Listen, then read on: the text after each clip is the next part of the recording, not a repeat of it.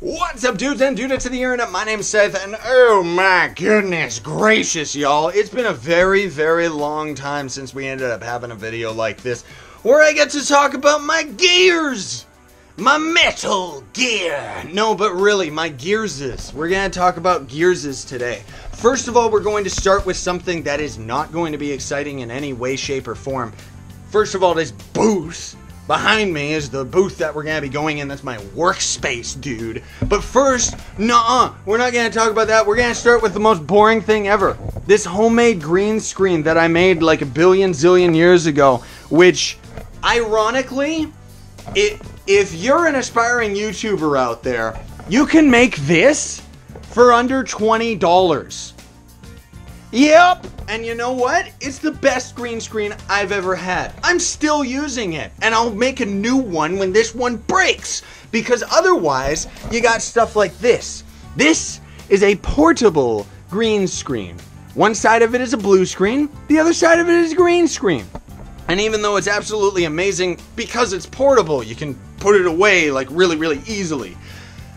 The green palette on it is not nearly as good as this one, which is just a bunch of green construction paper taped onto some cardboard.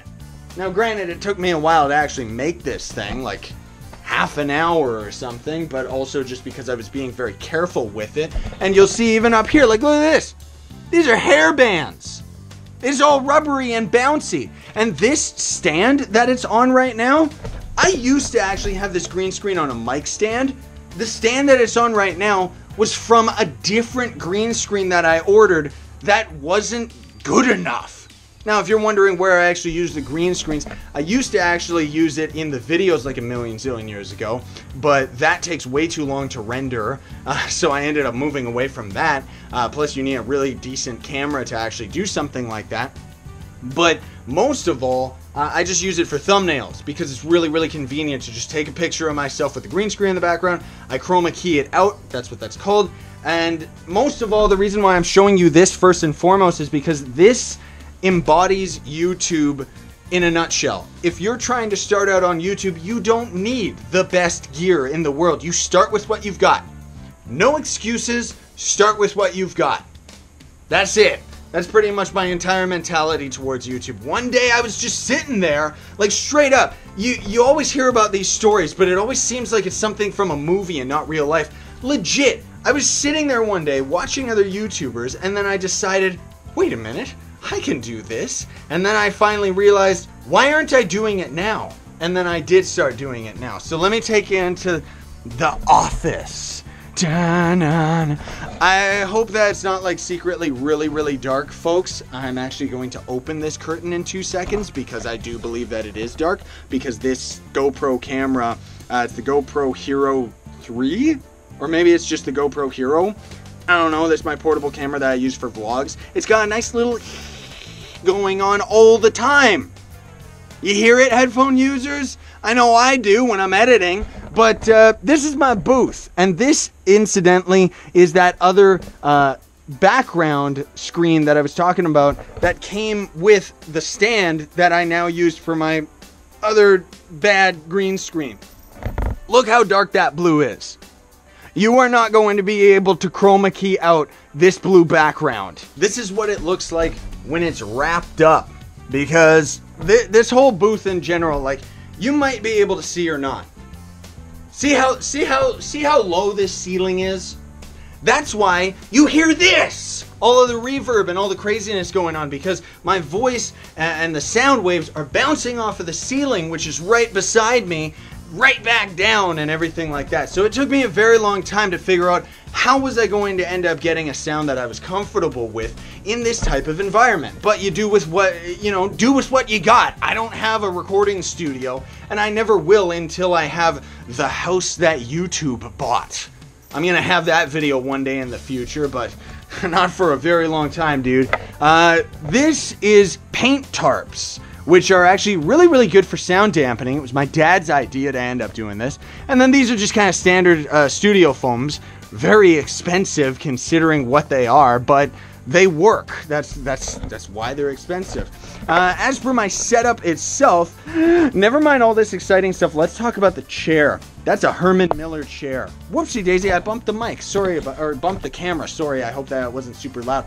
This is a Herman Miller chair. If there's one thing you should invest in as a YouTuber, it's a good chair. I've seen plenty of people use those stupid racing chairs. You know, those gaming streamer chairs that you can buy from Sears. Those suck and end up hurting your back in a couple years. This is a god chair. Extremely expensive, but you will actually see it as the standard for office chairs. Because office workers do exactly what YouTubers do. Sit on their butt all day doing stuff on the computer. And it was definitely worth it. Hidden back over here, I've got extra computer parts, loot crates and stuff like that. I'm gonna have to find a spot for them eventually. Ignore the Bluebird. While you definitely start with some of the early Bluebird microphones, or not the Bluebird, Blue microphones, I mean. Yeah, you'll start with a lot of those, like the Blue Yeti and stuff like that. Those are fantastic starting microphones. For myself, I've been using the same microphone since I've started. It's an Apex 430.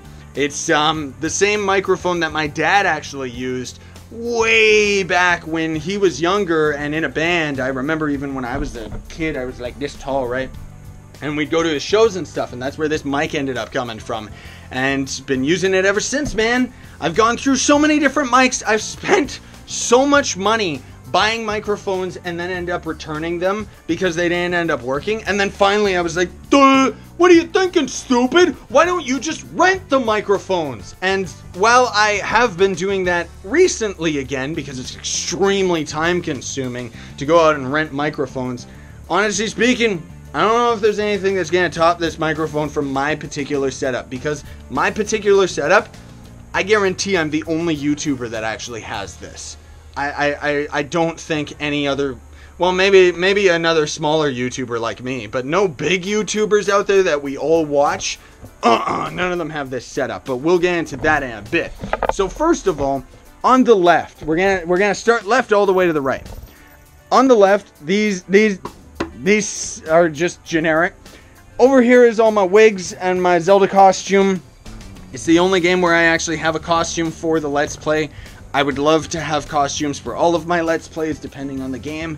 I've already got a Mario costume for Mario Odyssey. That was because before all that Trove stuff ended up happening, Mario was the most popular series on the channel. Anyone remember that? Then over here we've got, whoops, I bumped the stupid camera again. Sorry about that. The Focusrite Scarlett. This thing's amazing. What this does is it takes an XLR mic cable and converts it into a USB. So this is how I have my XLR microphone convert into USB so that my computer can actually recognize it. Because otherwise you'd have to get like a sound card that you can plug into. Or you can just end up getting yourself a USB mic. Honestly, they work just fine. But if you're looking for good quality, you're not going to find it with a USB microphone. USB microphones are good, don't get me wrong, but you know, they're not for the long run. You're not going to be keeping them for that long. The other thing that also works is the, well, I forget what it was called. It was the icicle. I think it's the blue icicle. I think that's what it is. That's another very small converter for XLR to USB. Is XLR the right microphone wire that I'm talking about? Maybe not. I don't know. This monster right here is my LA-610 Mark II. This is a monster. This is why this microphone sounds so good in the videos. Like seriously, it took me a very long time and lots of research to end up actually coming up with this puppy right here. But oh man, do I not regret the purchase. I'm going to be having something like this for the rest of my life. What it does is pretty much what some YouTubers end up doing is they'll end up tweaking a lot of their settings for their voice and stuff like that before it actually goes into editing. Now, you can just use simple programs, Sonar, Audacity, and stuff like that. You can kind of change it a little bit, kind of put in a little bit of final mixing before you go to the mastering process, right? That's music terms. It's not necessarily with YouTube and stuff. But what this does is all of the sounds that you hear in my voice, like the way that you hear me through the microphone and through the normal videos and stuff like that, that's live. That's what that box does, and that's why I love it, mostly because the peak reduction. As you may or may not have heard in my videos, I can scream, and you'll never hear it peak. You never hear it explode or anything. While you might hear some crazy frequencies, of course, because my voice is psychotic, you're not going to end up hearing anything go like, you know, no clipping, no explosions or anything, no mic popping. It's so fantastic. The popping, however, is because of this, which I would recommend anybody who's anybody end up getting. It's a Wintech pop guard, which even as far as a musician is concerned, this is the best pop screen I've ever had in my life. Like, it's absolutely awesome. This is a standard $10 mic arm. It's like a boom mic arm, right? It kind of extends, all it really does is extend out. Like, that's pretty much it. I could loosen it so that I could turn it and stuff like that, but I like having my specific setup and where I actually record, right? And all I really do when I'm doing standing commentating is I extend the arm way up to here or something, right? It's okay. Personally speaking, I would like a more adjustable mic arm like I've seen in studios and stuff like that. Like actual recording studios. When I was a musician, there was one mic arm that was just amazing. It was so smooth and so adjustable and didn't really have any spring sounds or banging around or anything like that. Something like that I've yet to be able to find. Even when I go to the local music stores, they always just suggest this stupid thing, except they sell it for $100 when I bought this on Amazon for 10 bucks, and it's just fine. I don't know if I'm ever going to swap it. Then we've got my left monitor, which is just an Asus 1080p monitor. And then my right monitor, which is an Asus 4K resolution monitor. It's not actually 4K because they always advertise it as 4K resolution. In any case, I was grabbing this because of the hype train of all of the 4K resolution stuff that people were talking about. And then I got a brain cell and I realized, oh wait, it's useless because first of all, I use Windows 7. Windows 7 doesn't do 4K resolution at all. Like, if you want 4K resolution, you're gonna have to be using Windows 10 at least. And I'm gonna bump up to Windows 10 one day, but not right now. I don't like it. And then as far as 4K resolution gaming, there is no point. No point at all. Hey, you want me to explain why 4K resolution is absolutely useless to any other YouTubers out there that want to get into it? You don't need 4K resolution. You want to know why? Because 70%, maybe it's more now, of people that actually watch YouTube from their phones and tablets. You can't get 4K resolution on a phone or a tablet. 4K resolution is for those people that watch on their big screen TV, in which case, why are you watching YouTube? Watch a DVD or a Blu-ray. Then I've got just generic Logitech speakers from Walmart.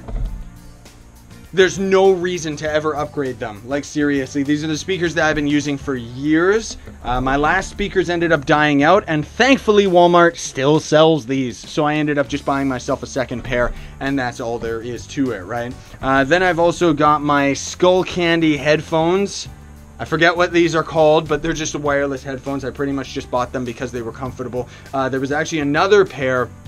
I just bought them from Best Buy. There was another pair of them, not Skullcandy, but another pair of wireless headphones that I wanted to buy that were very comfortable, but they didn't have them in stock.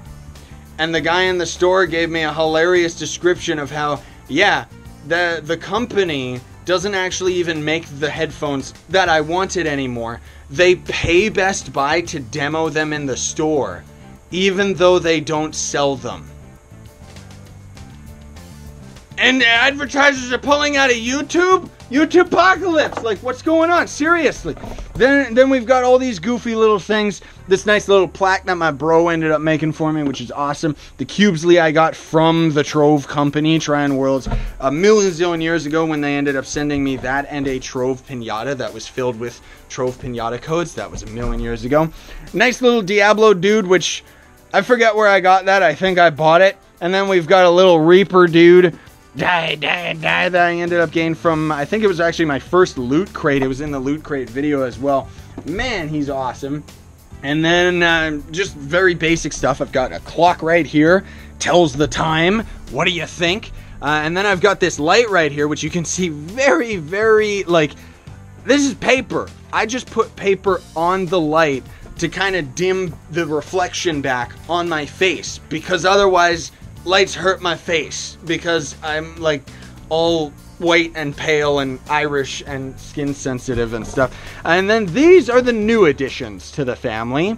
So normally I was using the, what was it? It was the Canon Rebel T5i. That was my other camera that I was using. But as you may or may not have seen in the other videos, it wasn't really, well, I noticed it wasn't really the best of pictures. Fantastic camera for taking photography, and it's okay for videos so long as it's not dark or dim, low light situations, but oh, my skin hurts from highlight situations, so not the best camera for my purposes. And that's why I ended up swapping over to the tried and true camera that Jacksepticeye specifically said he ended up getting because Markiplier uses it, and he told him, hey Jacksepticeye, get this microphone, because I'm all Markiplier and stuff, right? Anyways, I didn't get it because they got it. I got it because I liked the way that their face cams looked. And that's pretty much the best thing that I can say as a description for how you actually approach getting gear, is get something that's going to work for you. And the best way that you can do that is by seeing gear that other people are using that you yourself enjoy. I wouldn't have got this camera if I was sitting there and thought Jack or Mark's face cam was like, oh, that's gross. I wouldn't have bothered with it. But this is the, what is it? A Sony A7 II. A7R2. I think that's what it is. It's a godlike camera, like seriously. I'm still getting used to it. I still have autofocus and auto white balance on it, which, you know, I eventually, once I get the hang of it, am probably going to end up turning those off, because once I end up getting my setup, you know, I like to turn off all of those useless settings and just set it up manually myself, just so that I can get the best picture for a specific spot. But you know, as I've been standing up, dancing around a lot more and stuff like that, I figured, okay, I'll leave the autofocus feature on and stuff like that for now. This HDMI cable, I will explain in a moment, but most of all, it's because this camera, unfortunately, it's not really designed to take like self-portraits and selfies and stuff like that. So the screen on the back of it, the LCD screen on the back, doesn't extend out so that you can see yourself. And that's why I have this HDMI plugged in to my Hdmi Splitter, and I'll explain a little bit more in detail about all of that. But pretty much it's so that I can get the picture to show up on my computer screen, and then I can actually kind of look and see like, okay, everything looks good, we're good to go, let's start. And then this right here, normally the other side is what you're looking for. This is pretty much like a, I don't know, it's like a newer is the company, Circle Light. Alright, sorry about that, it's like an hour later because this camera ended up randomly dying, right? But anyways, this normally will have a camera sitting in the middle of it so that the light, because it's kind of all in a circle right here, I can't really show you an example because it's too close to the wall, but it'll actually cascade onto your face so that there's no shadows going on, right? But as I ended up trying it out just randomly raw on my face as my one and only light source, it didn't end up working. It was pretty much like sitting in a tanning bed. I tried it out when I was doing a stream once. You probably may or may not have seen it, and it was just, it was a couple weeks ago, and it was, the camera's beautiful, but man, did that light look gross. So I actually flipped it around this way, and now because this Sony camera is so powerful and cool, it actually adjusts itself accordingly, and it gives off a very nice warm light, which is great, because otherwise my old setup, I used to actually have two big lights, one here and one here, with a bunch of big old umbrellas to reflect the light back onto me. And it just, I mean, that was just way too crazy, and it ended up getting way too hot in here. That's another reason, by the way, that I ended up bumping up to this camera instead of the Canon, was because the Canon would actually overheat quite a bit on me. I would be able to record for maybe like a couple hours at a time or something, or maybe even just an hour before the camera would end up overheating, and then I'd have to swap it out, right? So for my computer and all of that stuff, and the consoles down there, we'll get into those in a minute. I'm going to need a flashlight because I don't know how bright it's going to be with this camera. But my keyboard itself is actually just an old Microsoft keyboard that is discontinued. You might not be able to see it, but actually a lot of the letters and stuff on the keyboard are actually all washed out and stuff because I've been using this keyboard since I was a kid, dude. Like, seriously. While this keyboard is discontinued, you can still buy it online really expensive, though, because it's discontinued. I'm definitely going to end up doing that whenever I need a new keyboard because, like I said, I've been using this keyboard for years. Like, it is a quality keyboard. It's never broken down on me. I haven't had any issues. Even right now, I don't have any issues other than just the fact that it looks ugly. You know, like, I'm not really running into any sticky issues or sticky keys or anything. The mouse is a Logitech, I think it's a Logitech G602 gaming mouse. And while it's got like 50,000 buttons on the side that I don't end up using, the mouse itself is actually pretty good. You know, I've had other wireless Logitech mice in the past, and the other one that I did have was very, very comfortable, but it didn't really work very well because it would constantly like kind of reset its signal, and it would happen a lot while I was actually recording games and stuff. As opposed to this one, I've had no issues. Like, this is actually a great mouse. I'm gonna end up buying more of them in the future. This extra keyboard right here is actually a wireless USB keyboard that I end up using on both the Xbox and the PlayStation. I just kind of have to keep swapping the plug-in on each of the consoles depending on which one I use, right? This fridge right here, that's my computer. The box itself, like the case of it, is kind of gross, but it works. You know, it's functional, functionable, whatever. As for the guts inside, we've got two GTX 980s on an Intel Core i7 4960 and 31, well, I guess 32, but 31.94 gigabytes of RAM. So it's a pretty powerful computer. Generally speaking, there's not really any games that I'm running on the channel that need anything more powerful than this, right? So that's perfectly fine. Now, hopefully the camera is going to be able to pick this up, but just in case, I'm going to end up getting my phone here. So this box on the left that actually looks like a console, think of it as a backup power generator thing. Because with where I live right now, I'm trying to do this with one hand now. With where I live right now, we get what they call brownouts, which is like a blackout, but not as extreme, meaning that we get power outs very regularly here. So with that, a power out will kill your computer. Like, seriously, it just destroys the parts inside it. I'm pretty confident that's why when I had that video a couple months back of my hard drives exploding, it was because of all the constant power outs. I'm pretty darn sure because of that, and because of not having proper surge protection, right? So what this thing does is it offers surge protection for a bunch of slots on the back. Like, it's got like eight plug-in spots in the back, I think, or something like that. And all of them are surge protected, while some of them actually will get backup power for about 16 minutes. And I have like my computer, my camera, and stuff like that plugged into it, so that if I end up ever having one of these power outs happen, I've got a limited amount of time where I can save, stop what I'm doing, so that I don't end up losing any of the footage or anything, and then shut my computer down accordingly.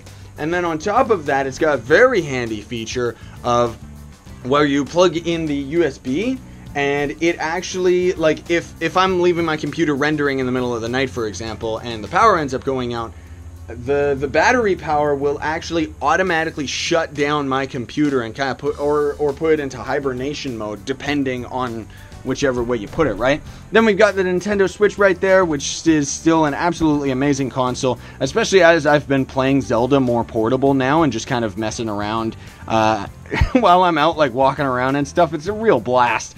Then I've got my wired Xbox 360 controller, just standard for any gaming on PC that actually requires a controller. That's the Nintendo Switch controller. Then there's the PS4, the Xbox controller, and the PS4. And then under in this little box right there, I just have a bunch of backup pens and stuff like that, as well as that's the power cable for the PS4 controller to actually charge. And then there's the Zelda case. And then right over there, hopefully you can see it. You know, it might be too dark, but that's actually my HDMI splitter. That's insanely handy, like seriously, especially if you're a YouTuber that plans to record multiple consoles of games and stuff like that. So handy, dude, to have that thing, because I bought it for like maybe 10-20 bucks, and it will actually automatically swap the HDMI output to whatever console's on. Now, of course, you can't have two consoles running at the same time, otherwise it gets a little gross. But it's like, if I turn on my Xbox right now, that HDMI splitter is automatically going to swap to that channel, so that my computer with the Elgato footage is going to actually recognize it, right?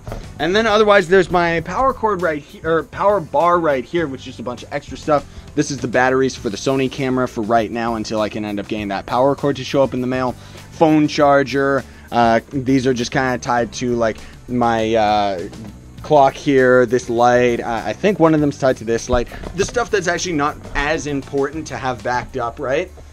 And then also, I guess last but not least, is just my recording software and what I actually end up using. So for PC gaming, I use Shadowplay. I've used Bandicam for years before Shadowplay. If you're getting into YouTube stuff and you don't like, in order to record with Shadowplay, you need to have an NVIDIA graphics card. Most everything's an NVIDIA graphics card these days, but if you're not rocking an NVIDIA graphics card, get Bandicam. It's pretty much the best recording software out there. I would still be using it if Shadowplay wasn't a little bit better, just in regards to what it actually does for me, right? But one of the things that both of the programs actually offer, I think DxTory does as well. Not sure if Fraps does, but Fraps is gross and just a computer hog, and it'll just destroy your hard drive and stuff. You know, some people swear by it. I never really got into it. You don't need videos that quality for YouTube anyways. But you can actually, with Bandicam and Shadowplay, have it set to record your desktop. Now, what that's going to do is, in case a game ends up crashing, it means that it's not going to end up corrupting the footage. It's just going to continue recording your desktop, right? Because otherwise, the other setting for Bandicam and Shadowplay is to record the game. Now, with Bandicam, because it's actually compressing the files while it's recording, if a game ends up crashing while it's just recording full screen, it's going to end up corrupting the footage. You can sometimes fix it, but it's a headache.